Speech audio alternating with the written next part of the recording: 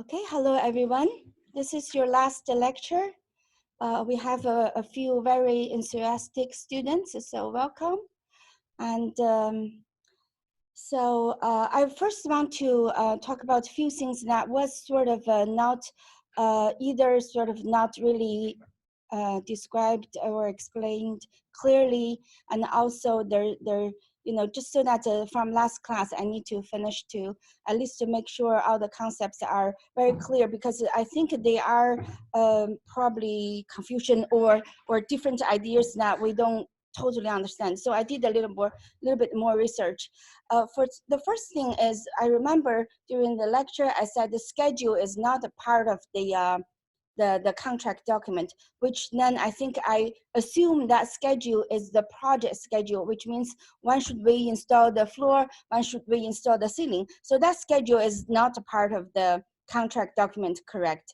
But the schedule, like sometimes the door schedule, the window schedule, they're also called schedule. So I went back and looked at the book. Yes, that schedule is part of the contract document, yeah, because that's a part of the construction document.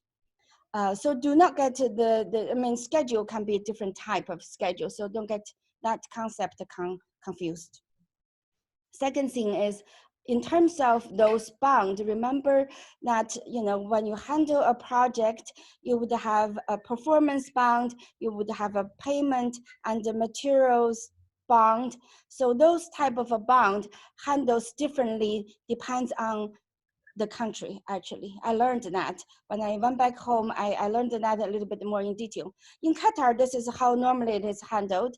It is normally paid by the contractor to the client 10% of the total fee of the project. Let's say you're renovating, you're the contractor, you received a 1 million real project, you would pay 100,000, 10% to the client, sort of like a deposit. They call it the performance bond. I checked actually with my lawyer friends and and the students who is already in practice. So that's what they told me over the dinner. So that's a performance bond. And once you're done, if you perform, you're the contractor. If you performed very well, the client will return that 10% back to you. So you're not losing any money. In other country though, if you actually watch the link that I attached to my own tutorial lecture, you will see there's a link that I say there's more details that you can watch. That one is explained by, I think, someone with a legal background in the United States. That one was explained as in the US, you would purchase the bond from a surety company. The surety company handles the bond and you will pay the premium. It's almost like you pay for the insurance. You will pay 1% to 2%, and then that money is not returned back to you. But of course, if you fail to perform, the surety company will pay whatever that is not meeting the clients. If the surety company had to pay for the whole million, then they will pay for the whole million. So then the other question is, any of you can tell me, how can the surety company is also a company, how can they make money? What's the logic? If let's say you pay to them 1% of the whole project, and then they insure the whole project, then if you fail to perform, they would pay the whole amount. Yeah, with you as the client, they lost the 99%. But so how can the surety company even make any money through this situation? No. No, think about this. The surety company is like an insurance company. Yeah. Uh-huh. Interest.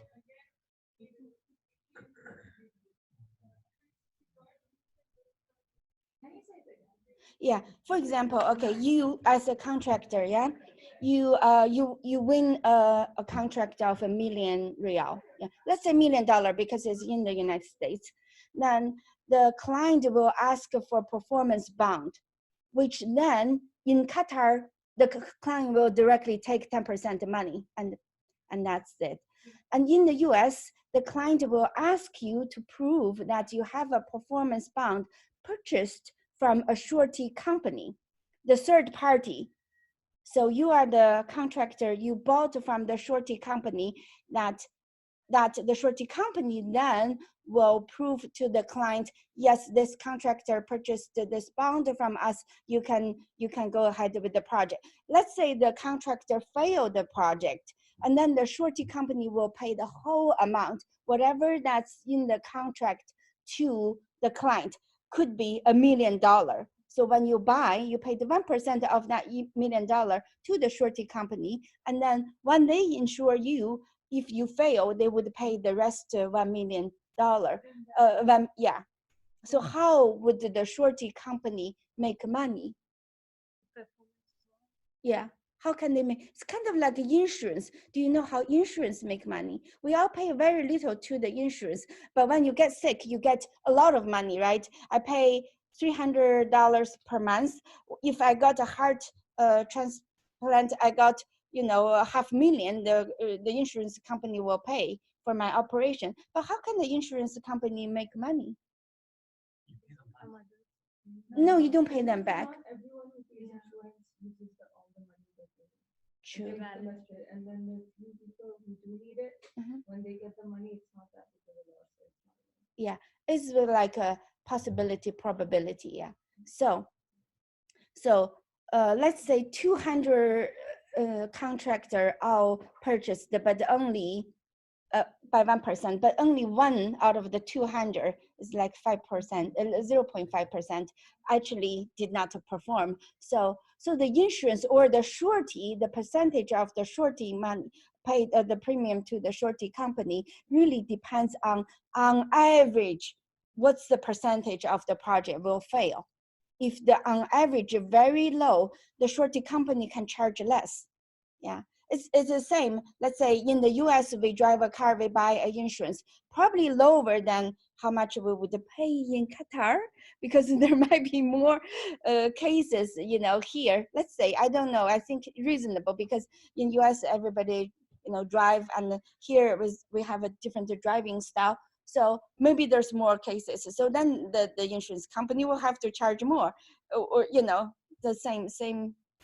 So yeah, you get the concept of this. Yeah, so that's explained. Different country handles, but in any case, that's to ensure the client will not lose. Basically, we use many different technique. You know, we try to design some kind of a structure so that people will not lose. Yeah. So not like I'm the client, I hire a contractor, but just happened the contractor is no good, then I lost a lot of money. Yeah. So the performance bond and all of that is to make sure the project runs. So in different country, different legal system, there's different design basically. So it's like insurance. In US, it's like insurance. Here is more like a deposit. Yeah, in US, it's through third party. It's like insurance. Here, you pay direct. You're the contractor. You pay directly to the client 10%, but still very risky in a way, because if you don't perform, the contractor lose that 10% and whatever money that they don't receive, but the client end up with you know. But that's just how here the structure is designed this way. That's what I learned from my lawyer friends. Okay, so that's for last class. Moving on to the next one. So this is not a part of the quiz. So if you know, if this is about to design a structure so that people will buy. It's like how do we become a good salesperson? There's a psychology involved in all of this. So, and the material I presented to you is from my little MBA certificate.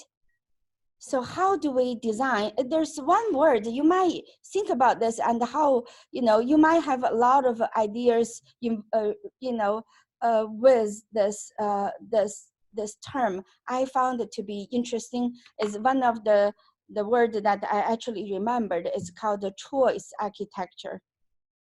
So we understand architecture, we understand architecture in terms of a building. We sometimes do understand IT has an architecture, you know, and the selling and to be a good sales, or in business, there's also this architecture, choice architecture, which I found to be a very interesting concept. And of course, some are kind of very intuitive, common sense, like numbers of alternatives. What do you think?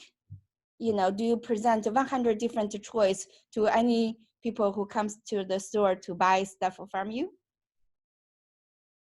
Do you give them? Do you give them like someone comes to your store to buy stuff? Do you give them 100 choice? Correct. You On their budget. also on the budget. That's one way to select. So as if you're shopping online, you categorize what you want. So from the budget to the style, for example, if you're going to a place that says clothes, and I want a dress that is from this much to this much, yeah, and the color and all of that. So it's either you talk to the person and you know what the customer wants or Yeah. like needs, or you put the best options that you have. yes, to there. So you limit in general, you limit the alternatives. You don't give them. So budget specification control what you show them. Yeah, right. So you learn about some information from them so that you can cater to them. Good, very good. Well, technology is something that is that we can all think about. By the way, although this is not a part of the quiz, this could be someone's case study, because I think this is interesting as a case study. So what are the technologies around that helps people to make, like the website Ranin just mentioned? Yeah, that's a technology that you can help. Okay. Attributes and evaluated this kind of what they are preference, and so that you evaluate their the attributes and then match to the client's preference. Framing, I think we all understand the framing, and there's something that's interesting about framing that we can talk about it. Default is very interesting, default, because oftentimes there's something called the status quo bias. I would not show you now because it's YouTube. I cannot show any YouTube in my lecture. So otherwise my lecture will be blocked. You understand that, yeah? So so I will show you a lot of people use default, and we use default a lot. Yeah, we tend to trust the default as nature. Okay.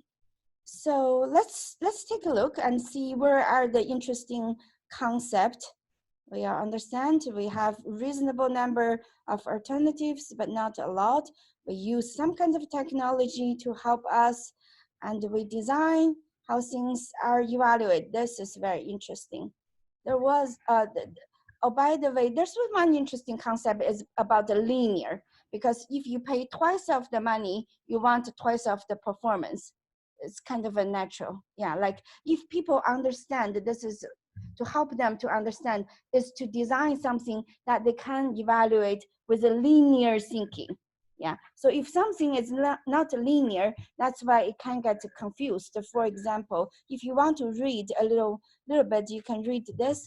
You understand if something is not linear, then we cannot easily compare because we don't all do mathematics that well. So maybe this could be someone's little research, is how something, if it's linear, if I pay twice, I get twice of the performance. If I pay twice, I get 1.2 performance.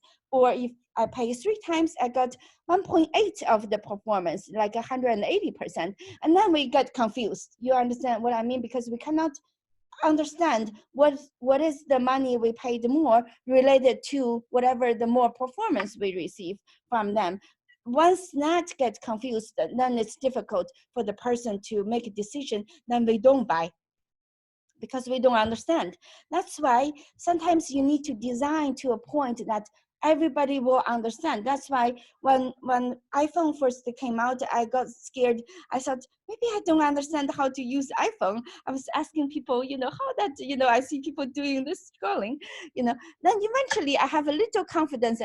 This is how I made the logic is, the product is for people to use. We should all be able to use. If it's too complicated, that actually was iPhone's concern, is they felt because it's revolutionary, maybe people cannot use. That's why people don't buy.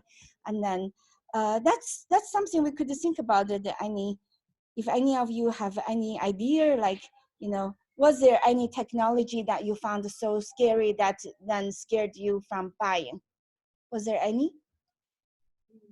Bitcoin. Oh, okay.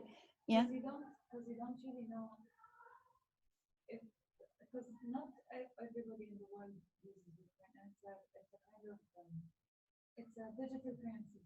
Uh-huh. So it's something, it's intangible, so you don't feel Yeah. safe Yeah. using it or dealing with it. Uh-huh. Although so many people use it, and I think in some parts of the world, I think it's accessible, Yeah. but it didn't really reach us. I feel like in this part of the world. Yeah.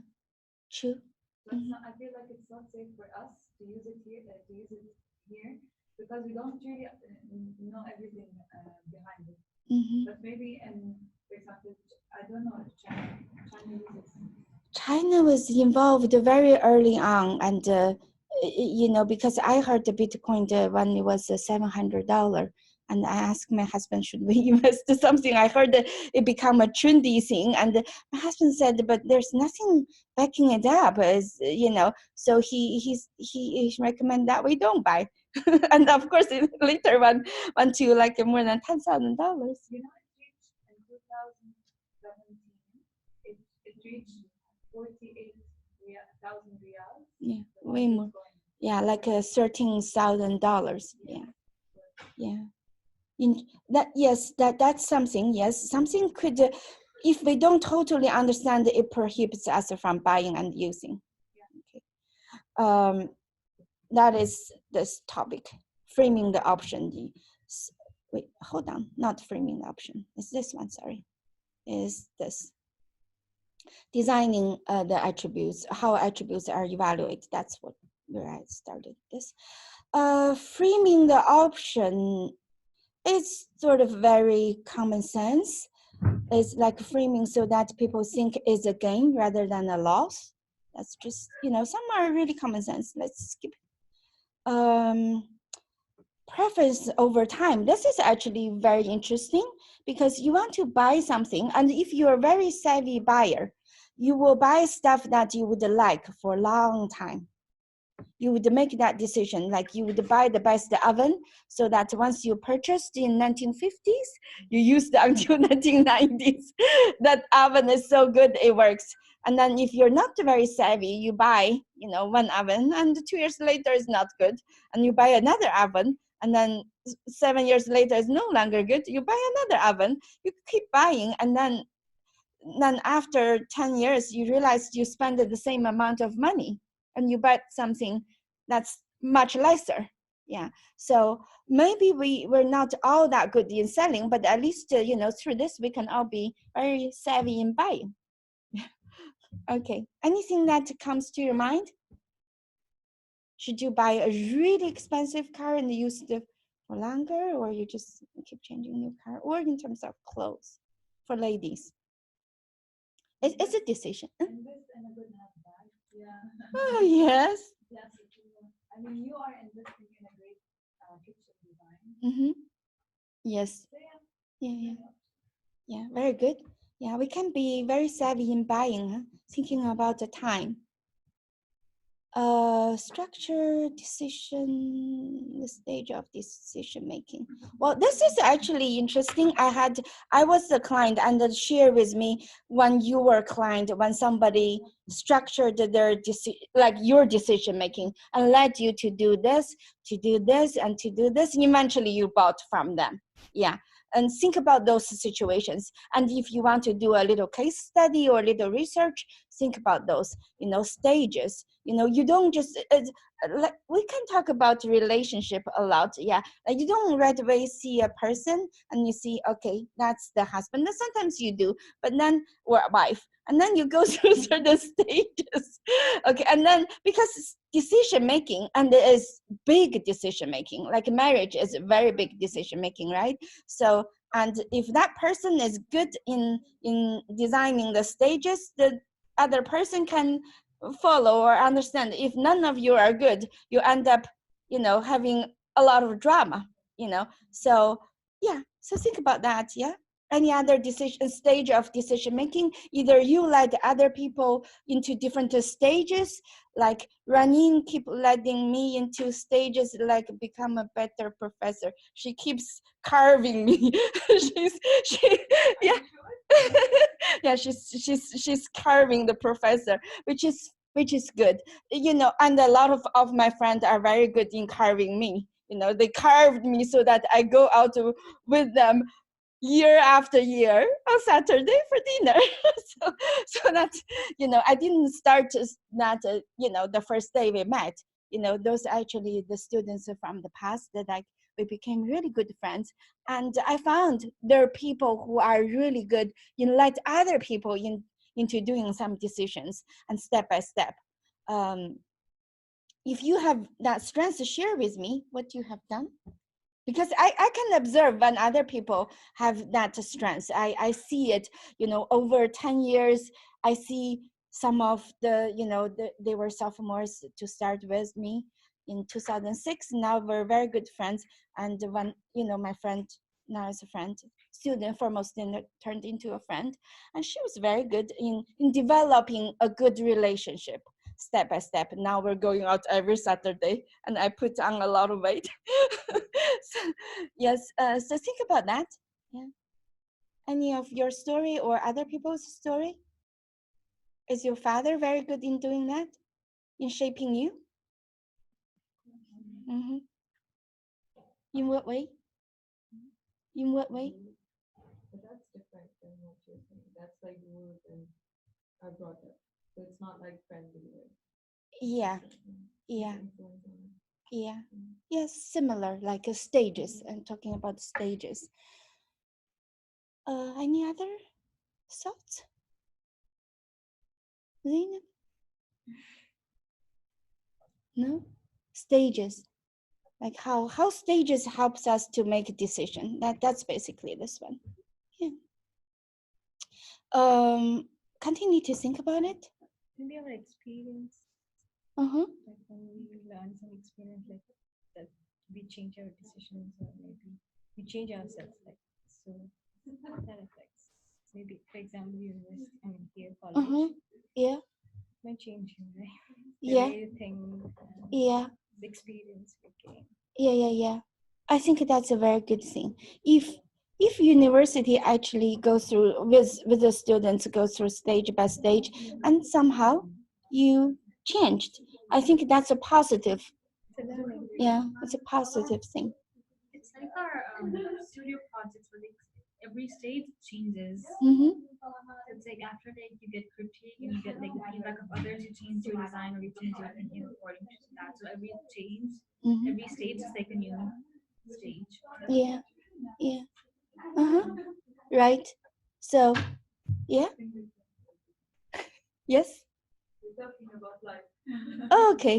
Yeah, that's okay. We will share more. I think one of these stages is also narrowing down, because eventually you have to make a final decision. It's about comfortable with a lot of choice, stages narrowing down. That's why it's very good for design decisions. Yeah, you're narrowing down.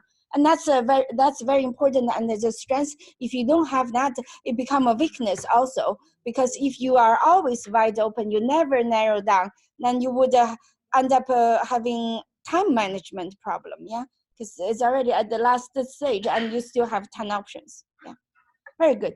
So moving on, partitioning. I'm now going to default. Default, by the way, remember this I found, I don't know if this is a popular or not popular status quo. Have you ever heard status quo? Is that something you heard about it? Okay, then we'll watch the YouTube once we're done. Then you should understand that's something to do when you just choose the default that presented to you. You have default means but it, like when you on the website you have a default as accept or something. Yeah, like when you make a decision, there's a default because all of your decision making sometimes is designed by somebody else. Like website is designed by other people so that you can make decisions. So default. Okay, so something else. Oh, moving on. Oh, I do like to explain this. I read this and I found that this is interesting in terms of selling and buying, is to have something that's really inferior than other options. So that, for example, you have option 1 and you have option 2. You have option A and B.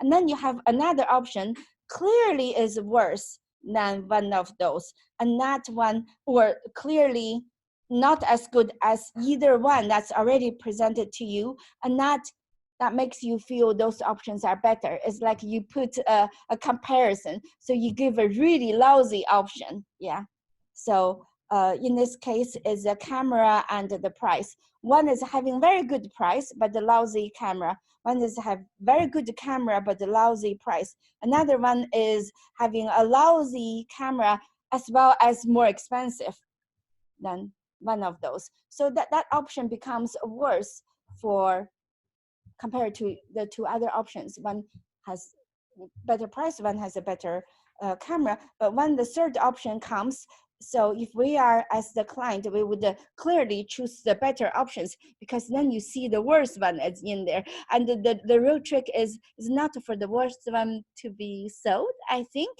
It's just for the worst one to be in there, so the other ones looks better, so they can sell more of the other ones. Maybe. Also, I feel like the Yes. worst one is to reach a wider range of target audience. Like, for example, Apple always like has the best of the technology, so it charges the most. But now recently they've started coming up with their, like, they have the normal really high end phone, and then they have the lower versions. Yeah. Like Huawei does, like Samsung does. Yeah. So it's also about, it's about the target audience that you want to. Possible. Yeah. A wider audience that who likes the other option. So maybe these are like, I don't know, maybe they're from different categories. But if you're comparing like an iPhone to a Huawei, they're of the same standard. They're both high quality. Well, I think, I'm not sure 100%, but I think that they're really close in spec and in price. Sometimes the Huawei is better. Huawei, that's the strategy. Huawei is a better phone and has a better camera and all of that, but Huawei doesn't have the core technology of certain things, you know. So now it's also a bit in trouble, I think, because of the trade war. Okay. So that's this one. I found it to be very interesting as having this comparison. What am I talking about? Is preference. Yeah, good. I don't think I want to. If you like to read, you can read some of these materials, and especially if you wanted to do a research on selling and nudging.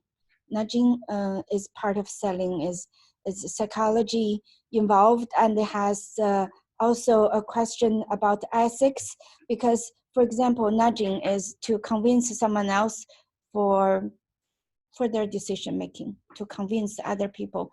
And can you to be in that position to convince and sometimes to manipulate other person's mind.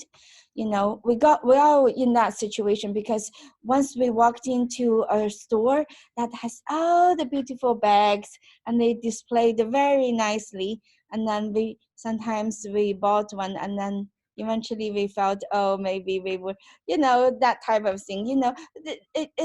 We can be a victim of a beauty and a lot of fancy things that we see, and we deceived by our own eye, and that's possible, right?